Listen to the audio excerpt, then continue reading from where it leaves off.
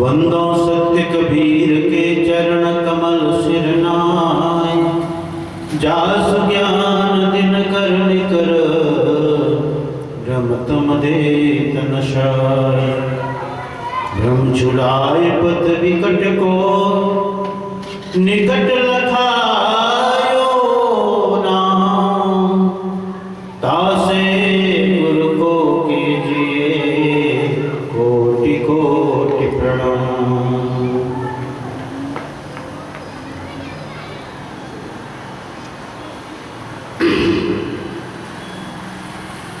वंदनीय संत समाज,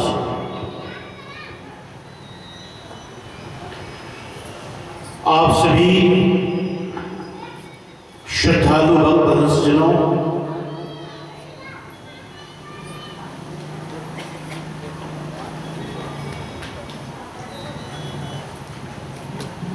निमोरा गांव में दूसरी बार सत्संग ऊपर वाला 3 दिनों से निमोरा चल रहा था, तो बस निमोरा ही हो गया। और निमोरा से ऊपर तो है नहीं, ठीक नाम भी अच्छा है, ऊपर वाला है। दूसरी बार ऊपर वाला गांव में आने का अवसर मिला। आपने आमंत्रित किया उपदेश सत्संग प्रवचन के लिए कि साहेब आप पुनः पधारें और हम जीवों को बोध कराएं।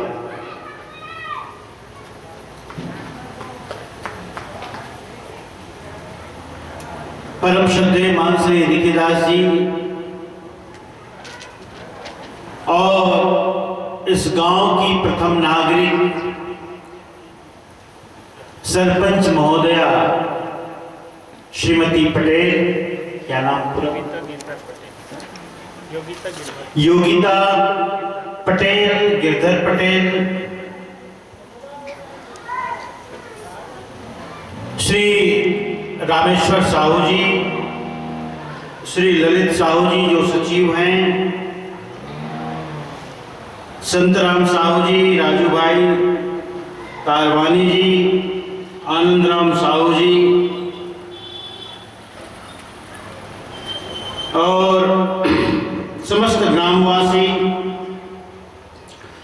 कबीर सत्संग समिति के सभी सदस्य और पदाधिकारी,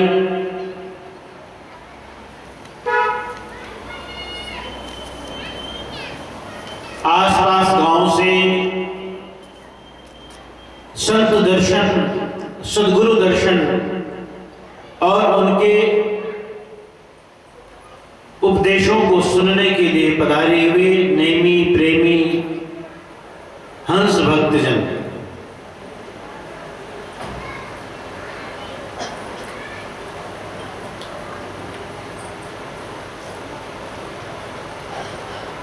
आप यहां बैठे हैं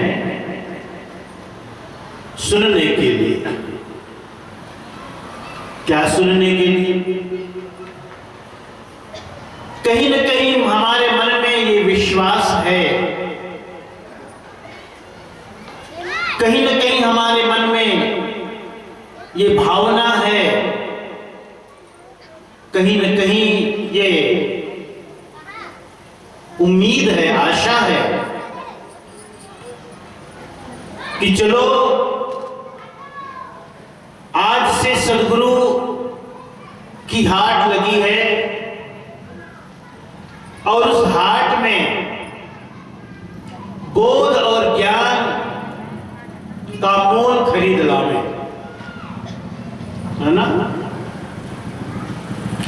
संत गुरुओं के पास आने का और क्या प्रयोजन हो सकता है? बस यही प्रयोजन कि चल सदगुरु के हाट ज्ञान को दिलाइए, बस यही प्रयोजन।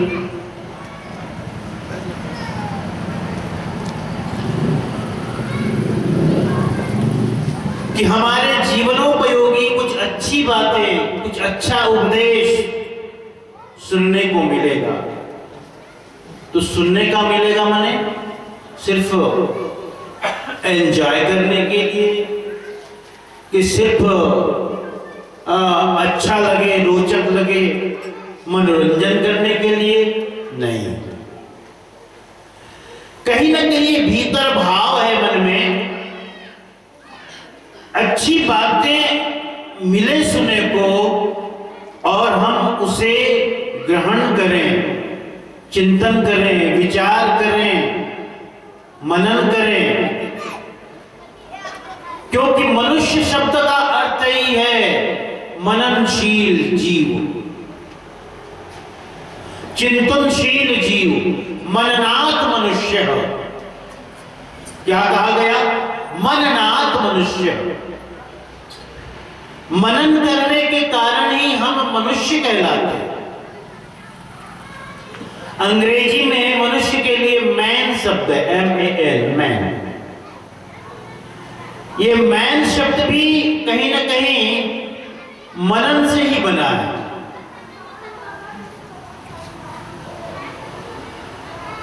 और उर्दू में शब्द आता है आदमी,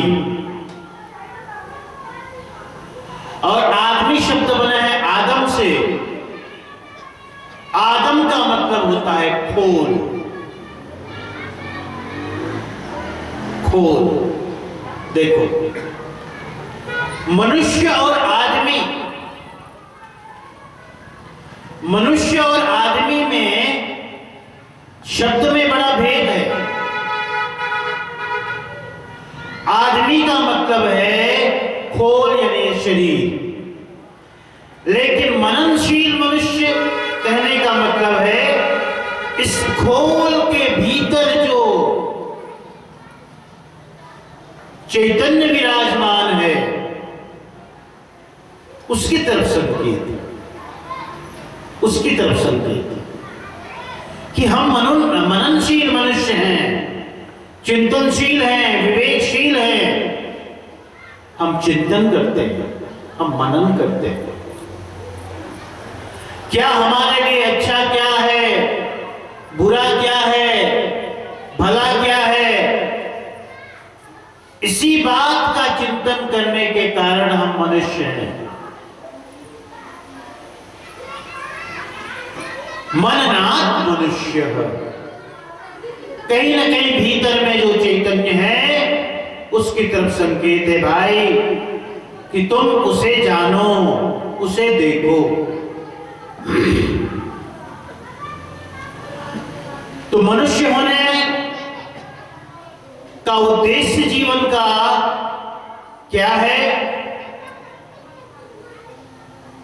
कि संसार में आकर के हम अच्छे और बुरे की पहचान करें,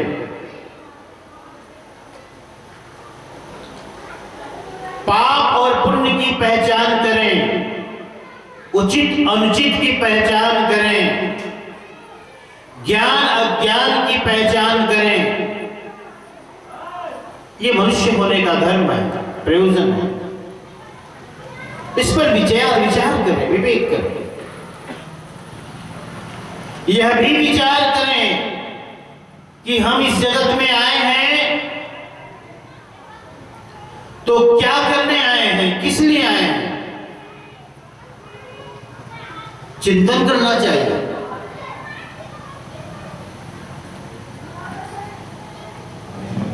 और चिंतन इसलिए करें कि चिंतन से ही, मनन से ही, विवेक से ही हम उस सत्य को जान सकते हैं, उस सच्चाई को, उस हकीकत को जान सकते हैं।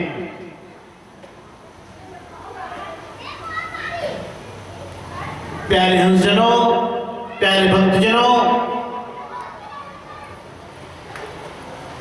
आप सभी यहां विराजित हैं, इन्हीं भावों को लेकर के विराजित हैं कि साहब आज अपने मुखारविंद से हमें मनुष्य जीवन का उद्देश्य समझाएंगे। मैं हमेशा इस बात को कहता हूं कि ये मनुष्य का जीवन हमें और आपको पहली ही बार मिला हो, ऐसा नहीं है, ऐसा नहीं है, कदापि। अनेकों बार ये जीवन हमें मिला है और अनेकों बार मिलने के बाद, हर अंतिम समय आने के बाद हम मानो परमात्मा से कहते हैं, वादा करते हैं। क्या वादा करते हैं? क्योंकि एक उम्र आने के बाद कहीं ना कहीं हमारे मन में एक पछतावा आता है, पछतावा आता है, ओहो इस बार भी जीवन यूं ही अकारक चला गया, बेकार चला गया, व्यर्थ चला गया। और ये उम्र कब होती, ये चिंतन कब आता है, पछतावा कब आता है? जब हम 50 से ऊपर होते हैं, 60 से ऊपर, 70 से ऊपर,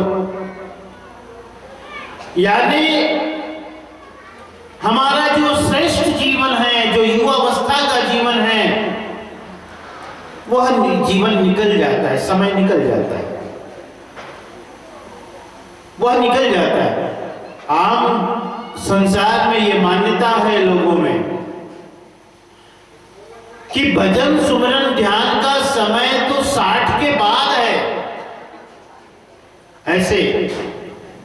ऐसी मान्यता है हमारे बीच, समाज में, लोगों में। अभी से क्या भजन सुमरन ध्यान करना, लेकिन ध्यान में रखो, साधना और भजन और सुमरन युवावस्था में ये भजन युवावस्था में ही बनता है। हम सभी को जब युवावस्था में थे, जैसे हमारे संत जन भी हैं, और मैं तो बहुत छोटी उम्र से चला गया आश्रम, बहुत छोटी उम्र, 13 वर्ष की उम्र। तो जब हम पढ़ने जाते थे, बहुत दूर था स्कूल, विद्यालय हमारा, कई मोहल्ले, कई छोटे छोटे गांव से होकर गुजरना होता था। तो गांव की माताएं पकड़ पकड़ करके पूछती थी, छोटे संत तो ऐसे भी बड़े प्यारे लगते हैं ना, हाँ, और छोटा तो कोई भी बड़ा अच्छा लगता है, किसी भी जीव का हो, आप देख लो, बकरी का छोटा सा बच्चा कितना प्यारा लगता है, कुत्ते का छोटा सा बच्चा कितना अच्छा लगता है, शेर का भी हो तो भी अच्छा लगता है, बच्चा तो बच्चा है, हा?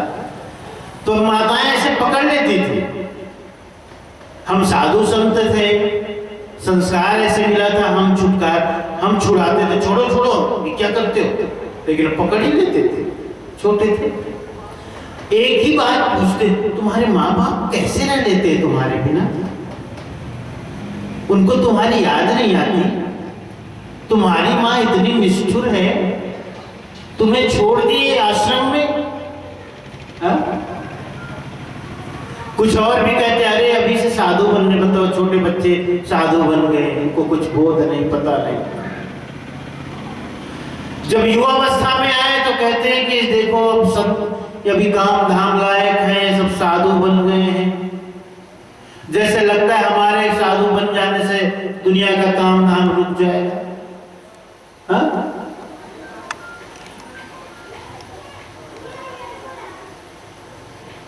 भक्ति होती है, साधना, भक्ति, ये सब भी युवावस्था में ही होती है, हो पाती है। जो संकल्प होता है हमारे मन का, वह भी संकल्प युवावस्था में ही बन पाता है। आपने देखा होगा जो वार्धक्य की ओर बढ़ रहे हैं, जो अधेड़ हैं, पहले जैसे मन मजबूत नहीं रहता, ताकत नहीं है ना भीतर, इसलिए। पहले आप युवावस्था में जो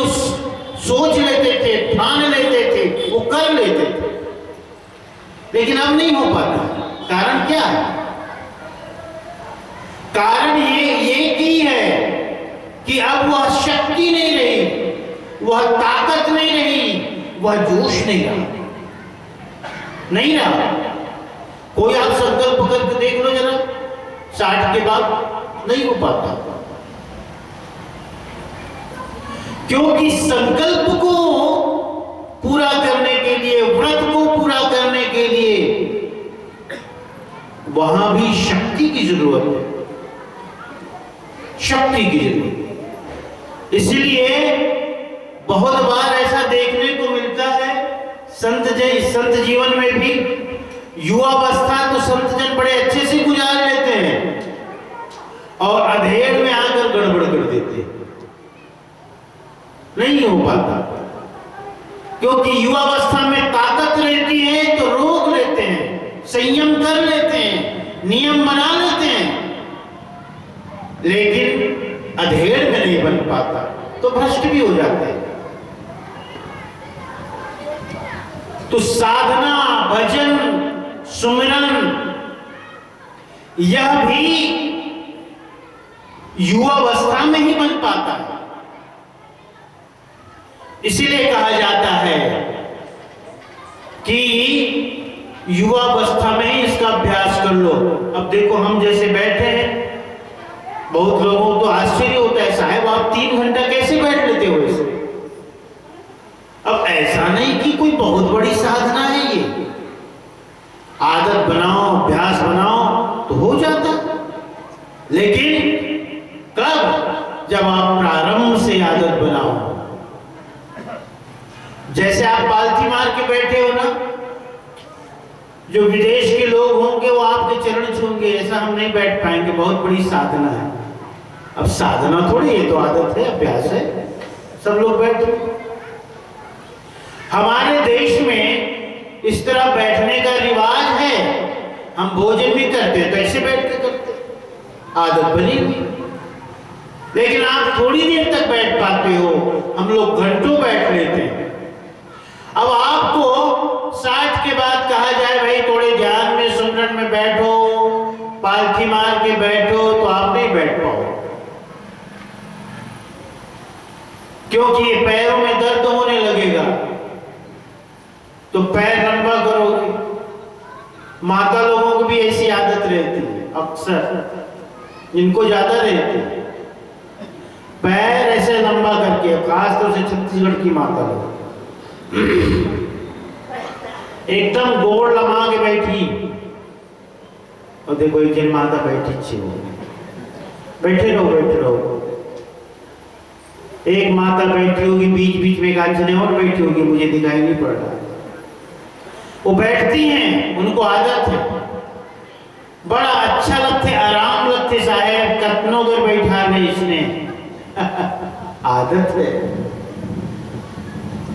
युवावस्था में ही भजन, ध्यान, सुमिरन बनता है, साधना बनती है, नियम बनता है, संयम बनता है। इसीलिए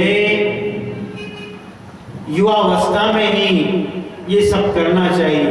कल हमारे अनुपम साहब एक भजन गा रहे थे, सब लोग उसमें थिरक रहे थे, है ना? क्या तो भजन गा रहे थे, भजन कर मस्त जवानी। हाँ, बुढ़ापा किसने देखा है? भजन कर मस्त जवानी में बुढ़ापा किसने देखा? युवावस्था में ही सब होता है। धन भी कमाओ, धर्म भी कमा सकते हो, काम भी और राम भी युवावस्था में ही प्राप्त हो सकता है ना? प्यारे हंसनों, सत्संग का मतलब यही है जहां आप आकर के संत गुरुओं के पास जीवन विकास की बातें सुनते हैं, जीवन को कैसे अच्छा बनाया जाए। कहने का मतलब क्या? जो जीवन में दुख है, अशांति है, तनाव है, कलह है, परेशानी है, कठिनाई है, समस्या है, ये कैसे दूर हो? इसीलिए आप आते हो यहाँ कि संत जन अपने प्रवचन में कुछ न कुछ जीवन की कला सिखा दें, कुछ युक्ति बता दें। लेकिन आम धारणा ये भी है लोगों में कि साहब लोगों पास कोई मंत्र हो, तो कोई राख वाख ऐसे हो दे दे भभूत भूत, तो साहब कुछ ऐसा कर दें हमें कुछ ना करना पड़े, साहब ऐसा कुछ कर दें हम ठीक हो जाएं। तो आम धारणा ये भी है।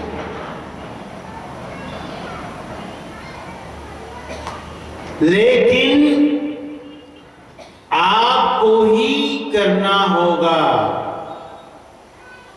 ये सीधा सा गणित है, हिसाब है। डॉक्टर और गुरु में भेद नहीं है।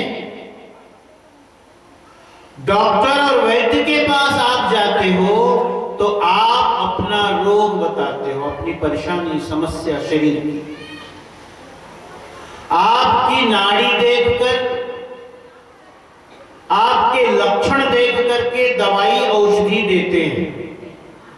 तो क्या डॉक्टर ये भी कहते हैं कि ठीक है ये दवाई इस रोग में काम आएगी, लेकिन आपको कुछ नहीं करना है, दवाई भी हम ही खा लेंगे तुम ठीक हो जाओ? ऐसा नहीं होता। ऑपरेशन हम ही करा लें अपने शरीर का, आप ठीक हो जाओगे? ऐसा नहीं होता।